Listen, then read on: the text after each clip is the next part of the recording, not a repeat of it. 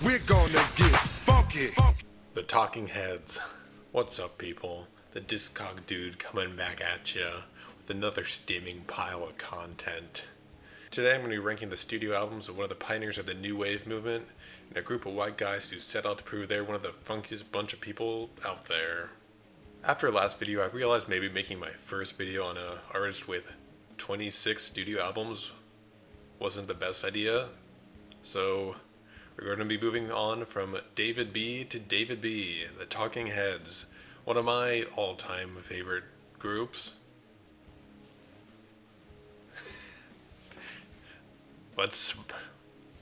I learned nothing, let's get into it. Instead of rambling, I wrote a script this time, and by script I meant bullet points, so I'm still going to ramble, just maybe not as much.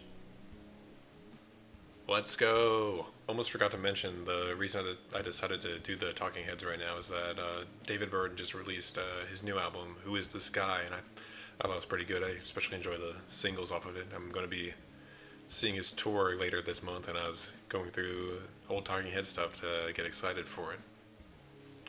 Away we go.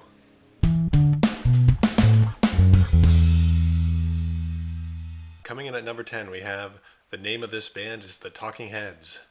As a special treat, I decided to throw in the live albums this time because they don't have that many albums. However, this is probably my least favorite Talking Heads album, not because it's bad, just more because it's unnecessary, and it's not even this album's fault. If you know, you know. They made a second live album, and it's a lot better. This is probably my last pick if I was listening to any Talking Heads album just to throw on. It's unnecessary. It's done better.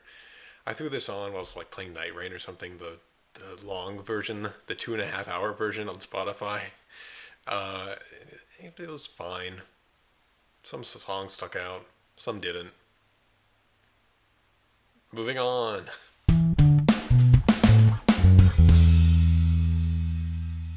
Coming in at number 9, we have a soundtrack album. If you didn't know, this album, True Stories, was the soundtrack to the movie, the same name, directed by David Byrne. The first third of the movie is really funny. I think David Byrne has some really fun deliveries and some good jokes. John Goodman's always great in everything he does. Not seen the Flintstones movie, though, so I can't say he did good in that. I don't think people like that one.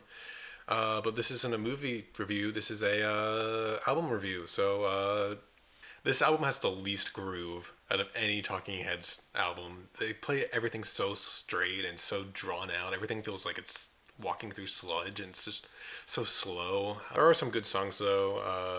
Wild Wild Life is great.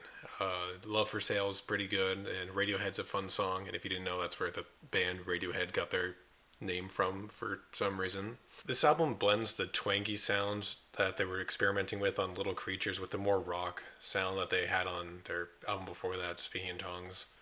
And I don't know, it just feels like a lesser of the sums. I don't know. Some songs on this album just don't feel finished. Like Puzzling Evidence is like a 30-second loop that goes on for 5.5 minutes. And then Papa Legba's also barely a song. This album it feels like a David Byrne solo album, and that's that.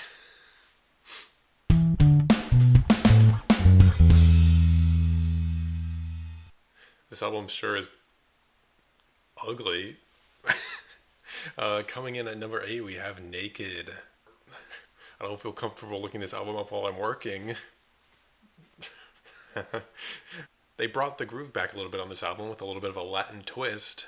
One interesting thing about this album is every Talking Heads album is like 40 minutes on the dot, except for this one, which is an hour. I think people would keep this album in higher regard if they just trimmed those 20 minutes out of it, especially the second half. Some of the songs just feel like they're kind of just, going through the motions. The first time I listened to this album, I thought this album was like a huge mess and just like impossible to get through. But this time I enjoyed it fairly decent a bit, and it definitely moved up a spot or two.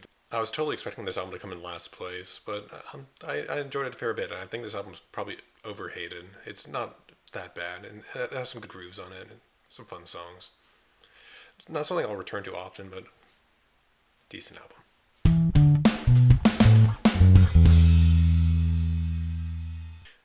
coincidentally, coming in at number 7, we have 77. Probably one of my least favorite looking albums. It's just the puke green on the red. It just looks terrible. And every time I see this photo, it just looks low res. I saw it in a record store and it looked like it was 480p. Like you can see the pixels on this thing.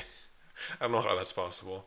As a debut album, this is pretty solid. If this was like any other band's debut, it'd probably be one of their best albums, but this is the Talking Heads, so it's one of their not. One of their not. This album has a lot more acoustic guitar on it than any of their other albums, which is kind of strange. Songs on this album kind of make you want to do like kind of like that, while their other albums are a little cooler. I don't know. It kind of has a little honky, twangy, not twangy, do the hurdy-gurdy. That's not even a dance. It's an instrument. I can't think of words, but you know what I mean? Like, the songs on this album are pretty nice, especially like Pulled Up, Uh-Oh, Love Comes Down, and of course Psycho Killer. But overall, I don't really find myself returning to this album that much. It's good, but they haven't really found their sound yet.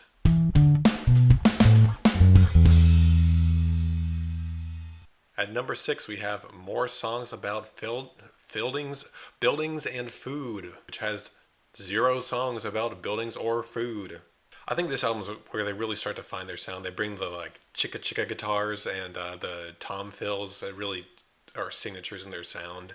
And they really start to sound like a full band. Like, the last album has all of the members in it, but it I don't know, it just feels so empty. And this album, they really start to fill out their sound. You can really hear the full band dynamic. One of my notes just says, he really do be talking on this album, so I don't remember what that was in reference to. But he do be talking, and he has a head. This album really just has some great melodies, and the second half is when they really kick out the booty jams, especially songs like Found a Job and Take Me to the River. And then on Big Country, they start to experiment with country music that they don't really do again until Little Creatures, which is kind of interesting. Overall, I think that this album takes what they did from 77 and just improves on it in every way.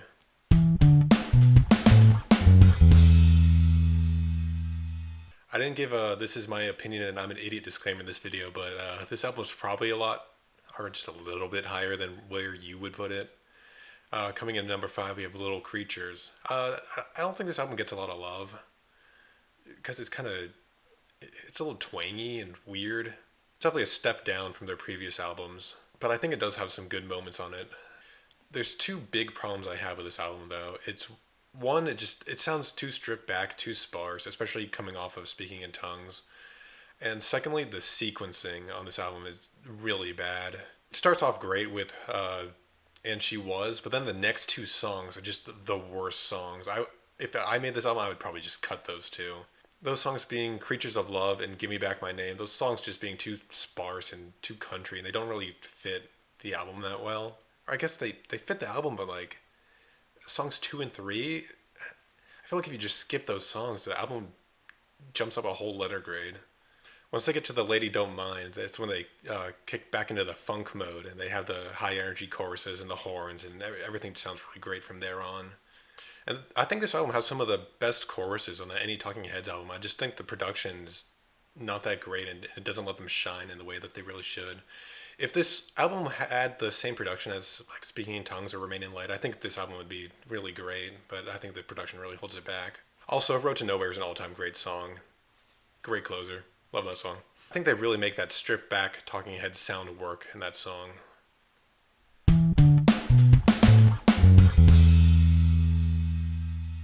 This album's a huge jump in quality. I think it's the first true Talking Heads album. This is the album where they really found their sound.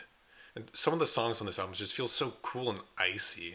The production is really great on this album. It's a huge step up. It truly is crazy. This came out in 1979. It's way ahead of its time. And David Byrne really shows off his songwriting abilities, especially on Heaven. Probably the best Talking Heads ballad, but he just has some great line deliveries throughout this, unlike me, who can barely speak. This is the album where they started using synths more heavily, and I think it starts paying off for them in spades. They really just bring out the jams. Every song's a banger. Mind is one of the all-time catchiest songs. Memories Can't Wait has a great chorus. And I think Animals is one of the most underrated Talking Heads songs. And let me read an excerpt from this. Animals think they're pretty smart. Shit on the ground. See in the dark. Just lovely. Also, Drugs, that guitar solo that comes out in like the last 30 seconds, it brings out like the biggest stank face in any song ever. Okay, I'm about to commit a cardinal sin. Are you prepared to commit a cardinal sin? Very well.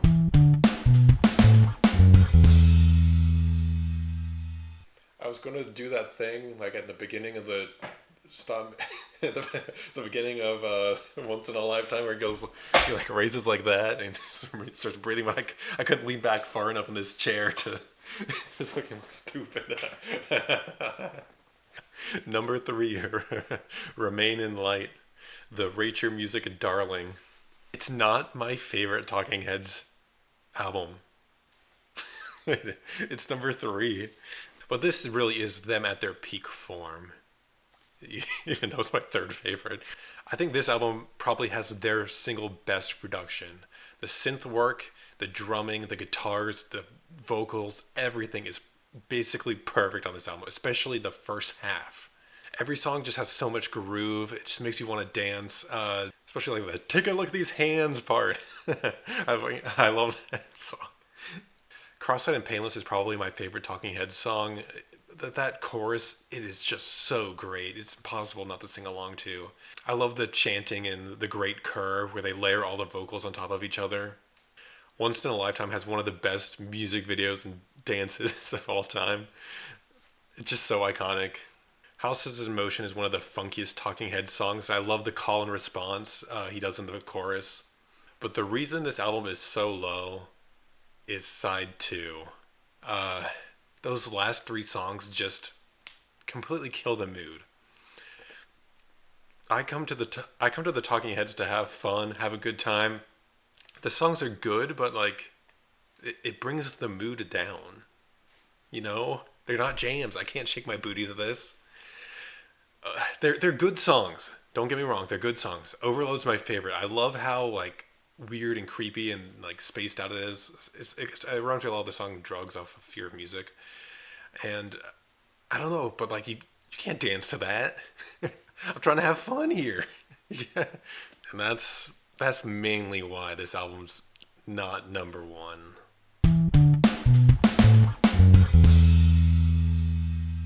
Okay, coming in at number 2, my favorite studio Talking Heads album, Speaking in Tongues. The reason I hold this one above Remain in Light is that every song on this album is a jam and a bop, and it grooves and it's funky. If someone had a gun to my head and said "don't move," and then Making Flippy Floppy came on, I'd be dead on the spot.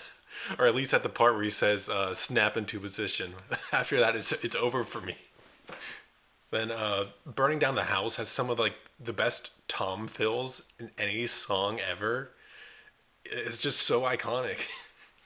If you're listening to this album and your head's not bobbing and your shoulders are, doing a little shoulder shimmy, you're just not listening to this album correctly. Maybe your like headphones are disconnected or something. I don't know. But this album just has like the best choruses. Everything, every line, it's so fun to sing along to.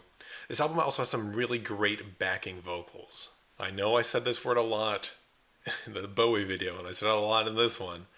But I think Pulling Up the Roots is the most underrated Talking Heads song. It's probably a top 3 all-time Talking Heads song for me. I just love that chorus so much. And those synths sound amazing.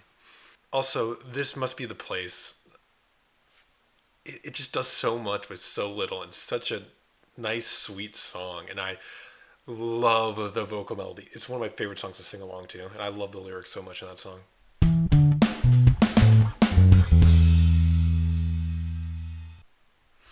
Okay, I didn't pull a hipster take on this one, or maybe I did, but coming in at number 1 is Speaking in Tongues, the Talking Heads' second live album. Not only is this like the best live album of all time, but it's also like the best concert movie, the best Talking Heads album, and probably like a top 5 greatest album of all time, at least for me. I just love this album so much. It has such a great energy to it. Also, I really love the gimmick with this album where they start off with just David Byrne and then they slowly build up. Each song gets a little bit bigger and bigger. And this album does take like a few songs to really get into it, so if you're not feeling it at the beginning, but once it hits like Slippery People, from then on they do not let up. Every song is a jam and you cannot sit still and you will be dancing for the next hour. Also, speaking of dancing, David Byrne just has some of the greatest dance moves ever. He'll pull out one of these, and he'll pull out one of these. If you're lucky, he'll pull out one of these. It's just it's just so engaging. You can just really feel the energy coming off of the stage, and it's just so it's just hard to sit still.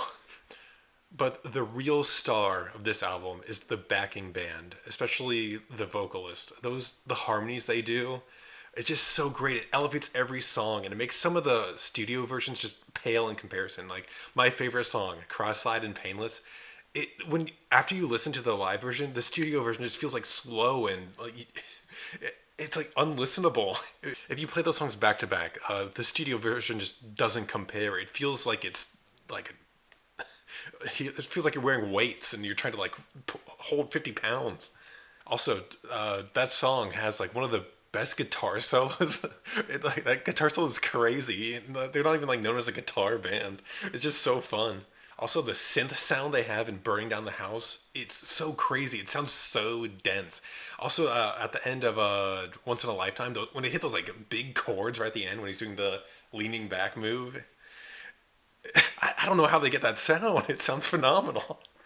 The big suit. I was gonna put like something under my jacket, but I didn't. Oops. What was that fucking noise? Holy shit. Another thing I really like about this album, on This Must Be the Place, they add those extra oohs, the high notes. And they like harmonize it really well, and they add like another one or two, and they like close it out with that. I really love the way that version ends. I think they do the same thing in Once in a Lifetime. Don't really have anything else to say. Check out the Talking Heads if you haven't. Go see this movie. It's one of the best movies. If you want to have a good time, put on some Talking Heads. That's it. Bye.